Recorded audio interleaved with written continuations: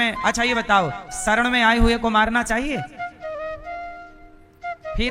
फिर बिहार की पुलिस ने उसे क्यों मार दिया? जिसने कट्टा बंदूक, उसने बंदूक उठाई, कानून हाथ में लिया, ये गलत था, पर उसने फेंक दिया कि भाई मैं सरेंडर कर रहा हूं, फिर भी मार दिया। ये पाप है।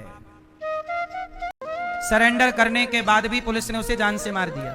इन नेताओं को, इन पुलिस वालों को थोड़ा सा धर्म, सनातन संस्कृति पढ़ना चाहिए। शरण में आए हुए को कभी मारना नहीं चाहिए। बेचारा हर साल उसका गांव बाढ़ में डूब जाता था, अफसरों से मिन्नतें करता कि भाई हमारी सुनो, कोई ना सुनता। हमारे देश में ना मेरी मां, लोगों के अंदर शिक्षा तो है, संस्कार नहीं है। बेवजह अभी आपने बिहार की एक बात सुनी होगी। एक बिहार में एक लड़का था तिवारी, उसने सरेंडर कर दिया पुलिस के आगे कि ये रही मेरी बंदूक आपके पास। सरेंडर करने के बाद भी पुलिस ने उसे जान से मार दिया। जबकि इन नेताओं को, इन पुलिस वालों को थोड़ा सा धर्म, सनातन संस्कृति पढ़ना चाहिए। क्या पढ़ना चाहिए? रामचरितमानस के सुंदरकांड में लिखा है, आप लोग सुंदरकांड का तो पाठ करते होंगे। सुंदरकांड में लिखा है कि शरणागति कहूं जे तजहि, हित अनहित अनुमान, ते नर पावर पापमय, ते नहीं बिलोकत हानि। कहते हैं शरण में आए हुए को कभी मारना नहीं चाहिए। फिर से बोलो मेरे साथ ये लाइन, शरण में आए हुए को कभी मारना, किसको नहीं मारना चाहिए? विभीषण जी जब शरण में आए राम की, तो सुग्रीव ने कहा कि मार दो, भेद हमार लेन सठ आवा, ये रावण का भाई है विभीषण, मार दो इसे। राम जी बोले नहीं, जो हमारी शरण में आया है वो हमारे दुश्मन का भाई भी हो तो हमें उसे मारना नहीं चाहिए।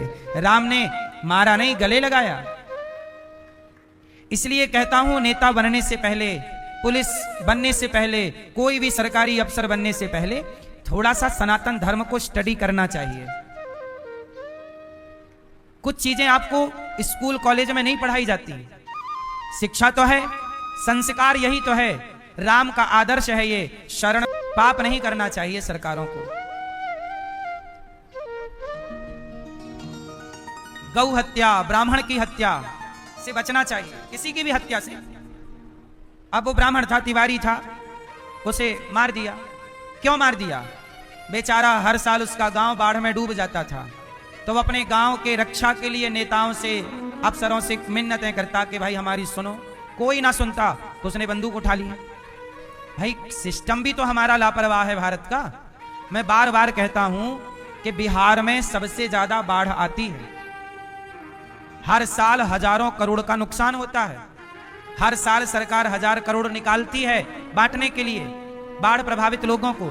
मैंने सरकार से कहा, जब मैं बिहार कथा करने गया तो वहां के नेताओं से कहा, पर नेता तो बहरे होते हैं, उन्हें तो सुनाई पड़ता नहीं है। मैंने नेताओं से कहा कि भाई जहां ज्यादा बाढ़ आती है वहां एक काम कर लो, बाढ़ आनी बंद हो जाएगी।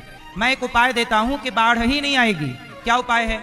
जिस नदी पे ज्यादा बाढ़ आती है उस नदी को उसके सहायक छोटी छोटी नदियों से जोड़ देना चाहिए।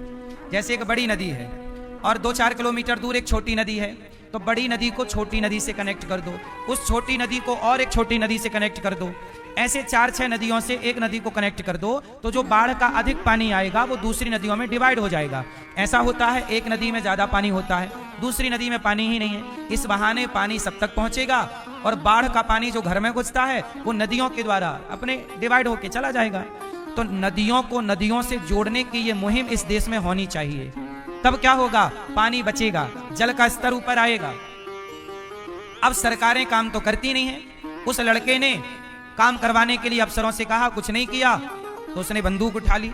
और बंदूक उठाई, किसी की हत्या करने नहीं उठाई, उसने किसी का मर्डर नहीं किया, लेकिन पुलिस ने उसको मार डाला। भाई जब नहीं सुनोगे तो सामान्य व्यक्ति, आप में से, हम में से जब कोई सुनेगा ही नहीं तो किसी को तो फिर खड़ा होना पड़ेगा। फिर ये रवैया सरकार का अच्छा नहीं है। हत्या आप जनता की कर रहे हैं, ये राजा के लिए पाप है। ऐसे में जनता तुम्हें पापी राजा कहेगी। ये राजा तो बड़ा पापी है जो निर्दोष जनता को मारे डाल रहा है। शरण में आए हुए को कभी नहीं मारना चाहिए। हाँ, वो कोई बहुत बड़ा अपराधी होता, आतंकवादी होता, तो फिर आप मारते, कोई मनाही थोड़ी थी।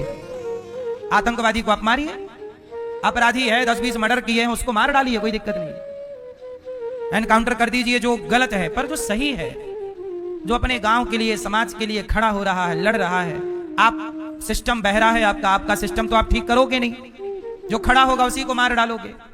ये सरकार का रवैया गलत है। आपको ये वीडियो कैसा लगा कमेंट में बताएं और ऐसे ही वीडियो देखने के लिए हमारे चैनल को लाइक एंड सब्सक्राइब करें।